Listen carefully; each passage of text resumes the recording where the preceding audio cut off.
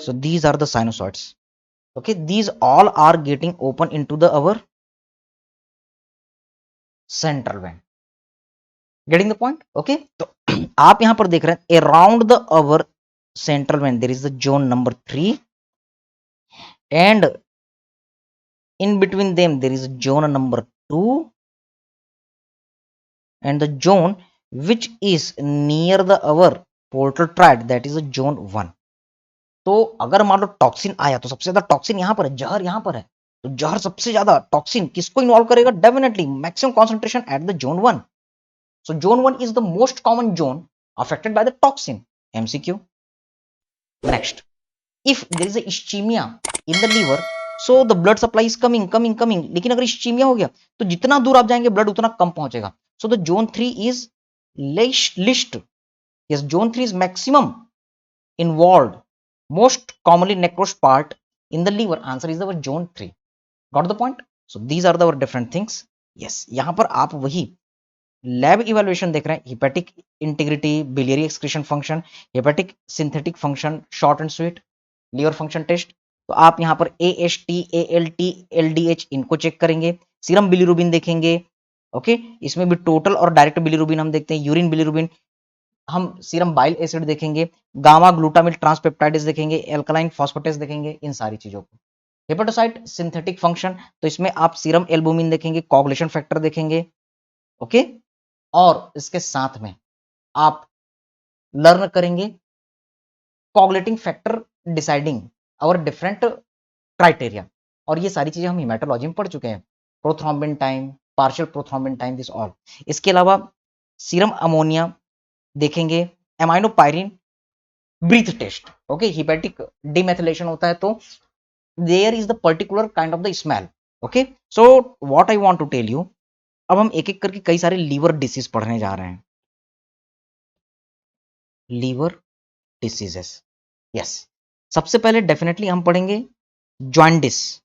Okay, so we are going to look for the our chapter jaundice. Detail में पढ़ेंगे, और उसके बाद हमें इन्फ्लामेशन पढ़ना है. Inflammation that is the hepatitis. अब हेपेटाइटिस कई टाइप का हम देखेंगे, एक्यूट देखेंगे, क्रोनिक देखेंगे. एक्यूट का एक बहुत ही इंपॉर्टेंट कॉज है viral hepatitis. Getting the point? Okay, अब इस हेपेटाइटिस के बाद हमें देखना है hepatic failure. Okay, yes, I will tell you. हमें देखना है हेपेटाइटिस के बाद में सिरोसिस, जो अल्कोहल पीने के कारण होता है, और फिर उसके बाद हम देखेंगे हिपेटिक कैंसर. तो इन सारी डिसीज में हम एक पर्टिकुलर स्टेज में प्रॉपर ट्रीटमेंट लेना जरूरी है. अगर मान लो हमने प्रॉपर ट्रीटमेंट नहीं लिया तो अल्टीमेटली ये सारी बीमारियां लीवर के फंक्शन को टोटली एबनॉर्मल कर सकती है. That is known as our hepatic failure. Okay, तो लीवर जो है वो काम करना बंद कर देता है, that is known as our simple hepatic failure. और जब हिपेटिक फेलियर होता है तो क्या क्या चीजें होंगी? Yes, there will be definitely abnormal liver function test, and there are the different group of the clinical feature.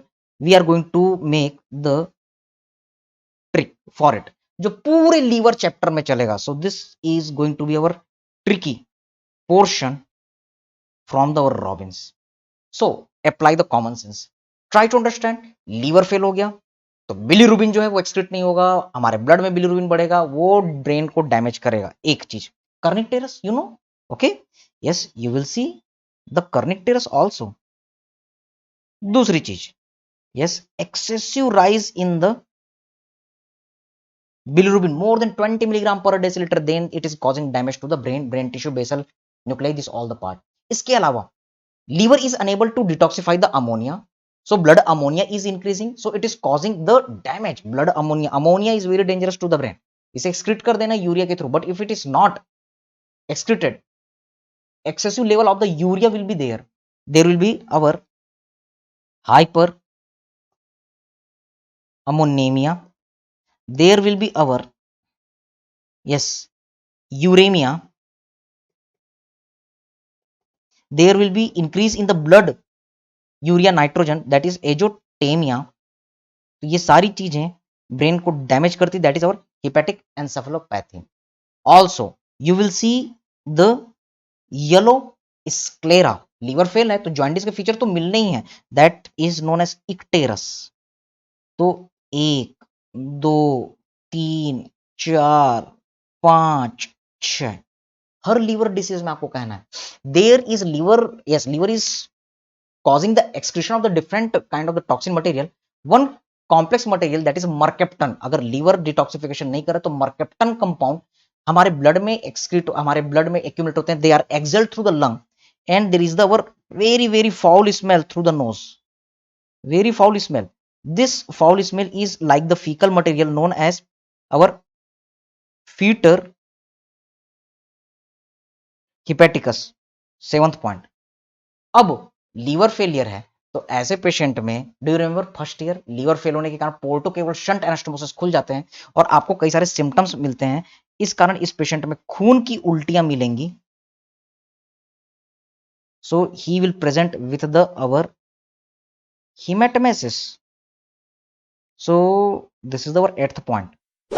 Also liver is responsible for synthesis of different kind of the protein and important thing, so they all are not properly synthesized. So you will see malnutrition. Liver is responsible for the proper synthesis of the hormone progesterone, estrogen, testosterone and the different factors which are responsible for the proper our skin and blood vessel integration.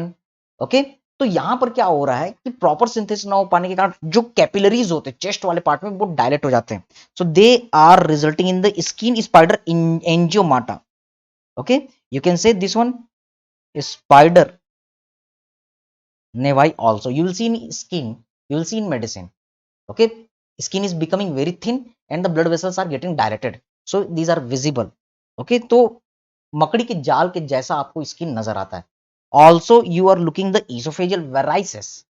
खून की उल्टियां होंगी. Okay, also due to the liver involvement you are getting the splenomegaly, क्योंकि blood यहां पर accumulate होता चला गया. पोर्टल वेन ब्लड आया, portal hypertension you will see, then blood is accumulating in the spleen, so splenomegaly will be observe. Getting the point? Yes, so you are getting the portal vein hypertension. 13th point. Splenic vein congestion and dilatation. Recall our physiology portion. Okay, और साथ में cardiac failure chapter को भी आप याद कर सकते हैं. Fine. So there is also periumbilical caput medusae. 14th point. Okay, क्योंकि पोर्टल हाइपरटेंशन आपको देखने के लिए मिलेगा. Also you will see the our haemorrhoids. Fine.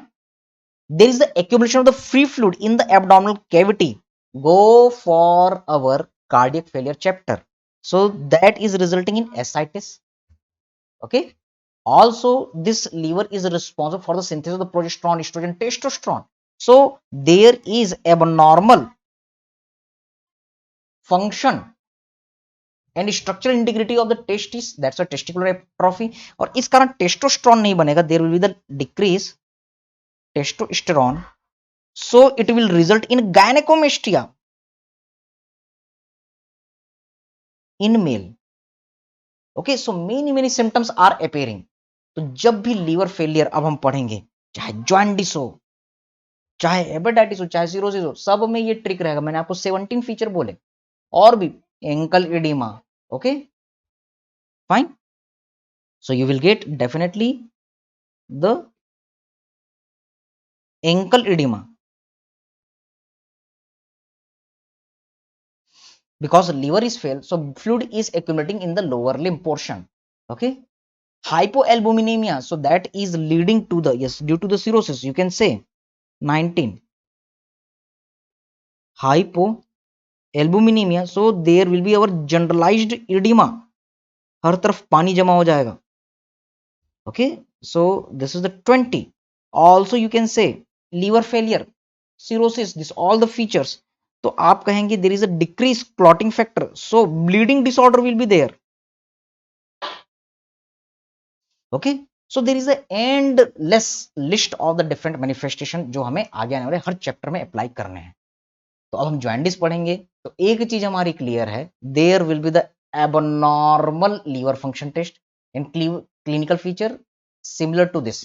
जितना सीवियर जॉइंडिस उतने ज्यादा ये symptom, because every disease is causing the hepatic failure and leading to this all the manifestations. Okay, so thank you very much for this our introductory and tricky portion of liver. Now we are starting our each and every disease in detail. Thank you, god bless you all.